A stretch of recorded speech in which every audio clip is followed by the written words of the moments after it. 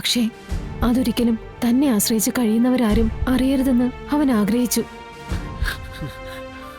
ഒരാളെ അറിയിക്കാതെ ഓപ്പറേഷന് വേണ്ടി മധുരയിലെ ഹോസ്പിറ്റലിൽ എത്തിയ വിഷ്ണുവിന് ഒരു സഹോദരിയുടെ സ്ഥാനത്ത് നിന്ന് ഒപ്പിട്ട് കൊടുത്തത് ഞാനാ.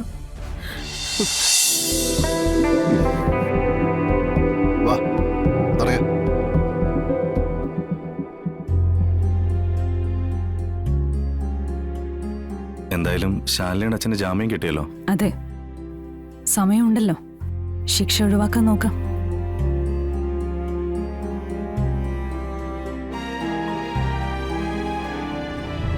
ടെൻഷൻ ആവണ്ട, വേണ്ടത് നമുക്ക് ചെയ്യാം.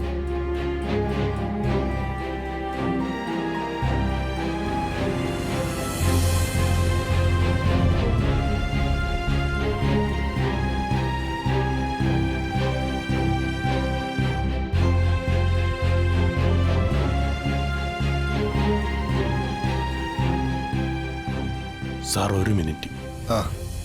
ഗോപാലകൃഷ്ണ, എന്തിനാ വരാ നീ എന്നെ ഒഴിവാക്കിയത്?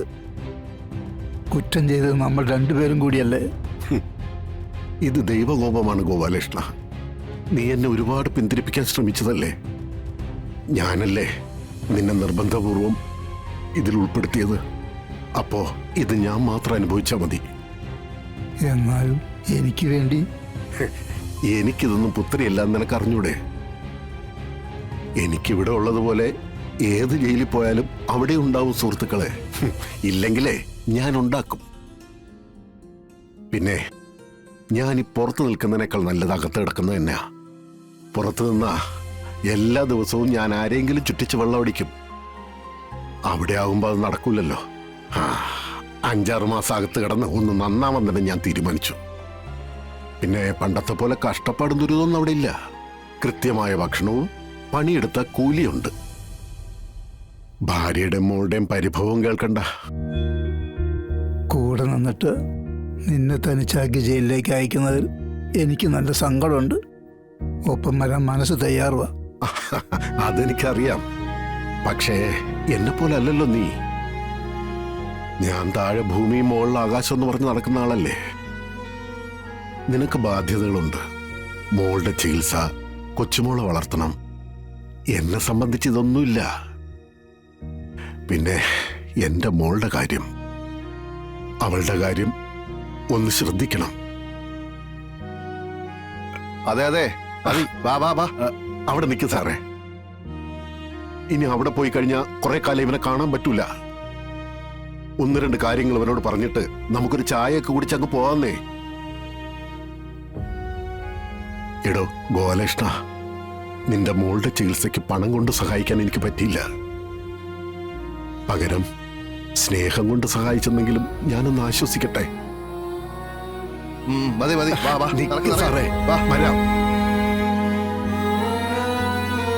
ഗോപാലകൃഷ്ണ, ഒരപേക്ഷയുള്ളൂ. എന്റെ മോളെ നീ നോക്കണം. കാക്കയ്ക്കും മരുന്നിനും കൊടുക്കാതെ ഞാൻ വളർത്തിക്കൊണ്ടുവന്ന കൊച്ച. അവളുടെ കുടുംബജീവിതമേ പോയി. ഇനി അവശേഷിക്കുന്ന ജീവിതമെങ്കിലും ഒരല്പ സമാധാനം ഉണ്ടാവണം. ആ ഒരൊറ്റ പ്രാർത്ഥനയെ എനിക്കുള്ളൂ. മതി, വാടോ. ഞാൻ വരല്ലേ സാറേ. നടക്കാൻ അങ്ങോട്ട്. പിടിച്ച് വലിക്കണ്ട. നടക്കണോ അങ്ങോട്ട്?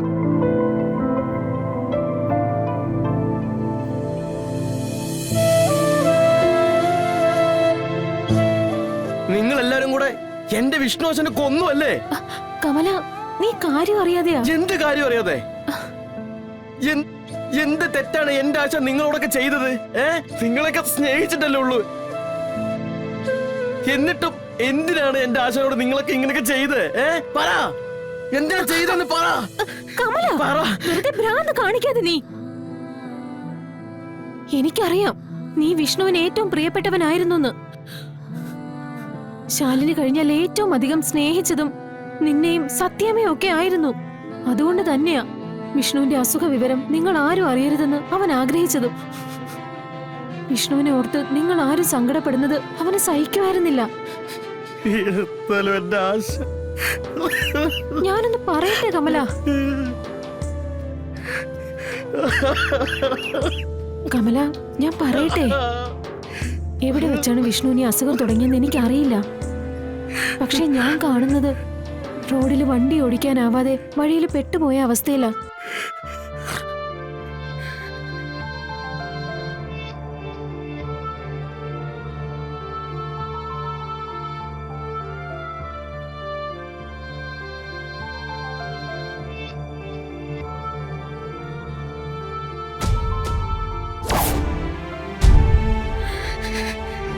എന്റെ ഈശ്വരാ. വിഷ്ണുവിന് അറിയായിരുന്നു ആ ഓപ്പറേഷനിൽ വിഷ്ണു മരിക്കുമെന്ന്. പക്ഷേ അതൊരിക്കലും തന്നെ ആശ്രയിച്ച് കഴിയുന്നവരാരും അറിയരുതെന്ന് അവൻ ആഗ്രഹിച്ചു. ഒരാളെ അറിയിക്കാതെ ഓപ്പറേഷന് വേണ്ടി മധുരയിലെ ഹോസ്പിറ്റലിൽ എത്തിയ വിഷ്ണുവിന് ഒരു സഹോദരിയുടെ സ്ഥാനത്ത് നിന്ന് ഒപ്പിട്ട് കൊടുത്തത് ഞാനാ.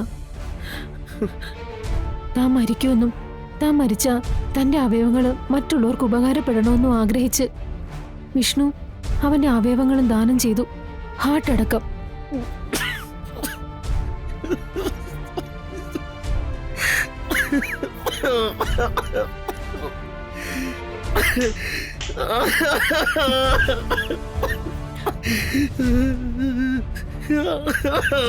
എല്ലാം എന്നെ പറഞ്ഞേൽപ്പിച്ചിട്ട് അവനൊരൊറ്റ പോക്കങ്ങ് പോയി. വിഷ്ണുവിന്റെ ചിതാഭസ്മവുമായി സി ഐ റസാക്ക് ഞങ്ങളെ അറസ്റ്റ് ചെയ്തു. അവിടെയാണ് ശാല തന്നെ ഈ സത്യങ്ങളെല്ലാം അറിയുന്നത്.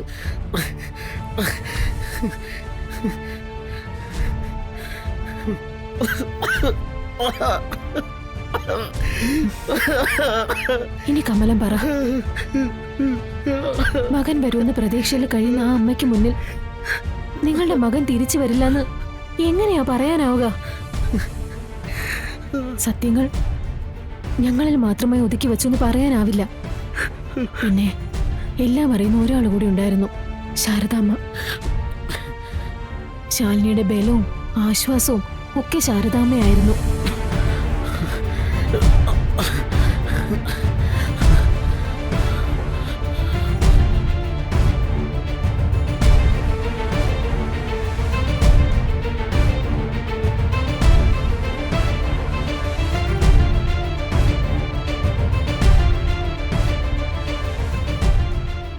പിന്നെ ഇപ്പോഴത്തെ ഇൻഷുറൻസ് തുകയുടെ പ്രശ്നം.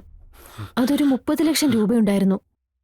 ആ തുക വിഷ്ണുവിന്റെ പേരിൽ ഒരു നിർധന കുടുംബത്തിന് ശാലിനി വീട് വെച്ച് കൊടുക്കുക. അതും വിഷ്ണുവിന്റെ മക്കളുടെ ഒപ്പം പഠിക്കുന്ന ഒരു കുട്ടിക്ക് വേണ്ടി. ഈ തുക വാങ്ങിക്കാൻ വേണ്ടി വിഷ്ണുവിന്റെ ഡെത്ത് സർട്ടിഫിക്കറ്റ് ആവശ്യമുണ്ടായിരുന്നു. അതിനായി പോയത് ഞാനും ശിവനും കൂടിയായിരുന്നു. കമല, എല്ലാരും കൂടി നിങ്ങളെ ചതിക്കൊന്നും അല്ലായിരുന്നു. വിഷ്ണുവിന്റെ ആവശ്യപ്രകാരം കാര്യങ്ങൾ നടത്തുകയായിരുന്നു.